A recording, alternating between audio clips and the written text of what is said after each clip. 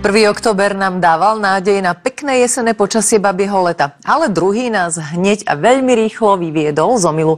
Privítal nás zamračenou oblohou s dažďom, ktorý sa začal na naše územie rozširovať od juhozápadu. Určite ste pocítili výraznejšie ochladenie, ktoré ešte podporil aj studený vietor. Teploty boli cez deň nízke, len okolo 10 až 14 stupňov. Najteplejšie bolo na juhovýchode krajiny, okolo 14 až 16 stupňov. Typické jesenné októbrové počasie bude pokračovať aj zajtra. Dobrý večer. Dnešnú zmenu v počasí priniesol zvlnený frontálny systém spojený s tlakovou nížou nad severným Talianskom. Táto tlaková níž sa bude nad Talianskom ešte viac prehlbovať, takže veľkej oblačnosti sa nezbavíme ani zajtra, aj keď zrážok bude o niečo menej. Teploty budú najmä na juhu o niečo vyššie a vystúpia do 17 stupňov, na ostatnom území bude od 10 do 15. Zrážky sa budú presúvať na východ najmä v nočných hodinách, kedy sa vyskytnú ešte na mnohých miestach. Počas dňa ich už bude o niečo menej a vyskytnú sa najmä na východe krajiny. Na hrebeňoch Tatier treba rátať už so snežením. Vietor bude fúkať len slabo, na juhozápade od severozápadu rýchlosťou do 20 km za hodinu. V noci bude oblačno až zamračené, na mnohých miestach rátajte s dažďom alebo s prehánkami. V západnej polovici očakávame postupne zrážok menej. Na hrebeňoch Tatier bude v noci snežiť. Do rána sa ochladí na 9 až 4, na juhovýchode do 11 stupňov. Vietor bude pokojný, až nad ránom sa na krajnom juhozápade rozfúka mierny severozápadný.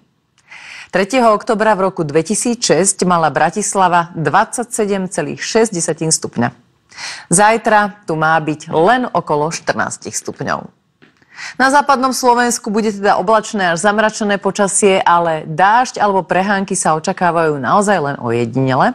Oproti dnešnému dňu bude trošku teplejšie od 13 do 17 stupňov. Na juhozápade bude fúkať mierny severozápadný vietor.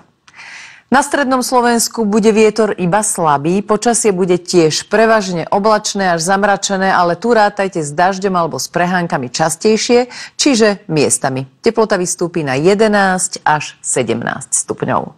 No a podobne bude aj na východe, oblačno až zamračené, miestami očakávajte dážď alebo prehánky pri teplote od 12 do 15 stupňov. Ak sa chystáte do hôr, na turistiku alebo na huby, výbavu do dažďa a chladu určite nepodceňujte. Miestami treba pri zamračenej oblohe rátať s dažďom, môže byť aj polooblačno. Na hrebeňoch Tatier môže snežiť. V nadmorskej výške 1500 metrov bude len okolo 5 stupňov. Tlak vzduchu ten bude zajtra ustálený.